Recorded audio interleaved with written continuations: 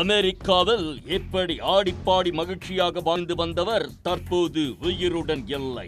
அதுவும் தனது கணவராலேயே சுட்டு கொலை செய்யப்பட்டுள்ளார். அவருடன் சேர்ந்து உறவினர்கள் மூவரும் கொலை செய்யப்பட்டுள்ளனர்.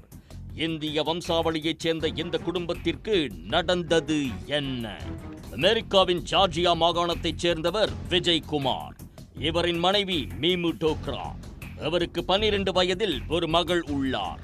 இந்திய வம்சாவளியைச் சேர்ந்த இவர்கள் கடந்த சில ஆண்டுகளுக்கு முன் ஜார்ஜியாவுக்கு குடிபெயர்ந்து வசித்து வருகின்றனர். அங்குள்ள இந்தியர்களுடன் நெருங்கி பழகும் இந்த தம்பதி திருவிழா காலங்களில் ஒன்று கூடி ஆட்டம் பாட்டத்துடன் மகிழ்ந்து வந்திருக்கின்றனர். இந்த நிலையில்தான் அவர் துயர சம்பவம் அரங்கேறி அவரது உறவினர்களை அதிர்ச்சியடைய வைத்துள்ளது. விஜய்குமாருக்கு லாரன்ஸ்வில்லில் உறவினர்கள் வீடு இருந்துள்ளது.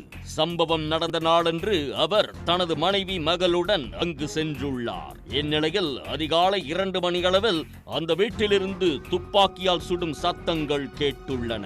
இதனால் அருகில் இருந்தவர்கள் அதிர்ச்சி அடைந்துள்ளனர்.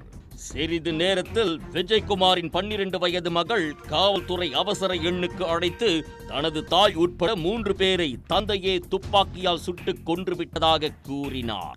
இதனால் அதிர்ச்சி அடைந்த போலீசார் கதவை உடைத்து உள்ளே சென்று பார்த்தனர். அப்போது விஜய்குமாரின் மனைவி உட்பட 4 உடல்கள் துப்பாக்கி குண்டு பாய்ந்து இரத்த வெள்ளத்தில் கிடந்தன. போலீசார் வந்ததும் அலமாரிக்குள் இருந்து 3 சிறுவர்கள் வெளியே வந்துள்ளனர். தனது தந்தைக்கும் தாய்க்கும் அதிகாலையில் வாக்குவாதம் ஏற்பட்டதாகவும், அப்போது கோபமடைந்த தந்தை துப்பாக்கியால் தனது தாய் மற்றும் உறவினர்களான கௌரவ்குமார், நிதி சுந்தர், ஹரிஷ் சுந்தர் ஆகியோரை சுட்டுக் கொன்றதாக கூறினார்.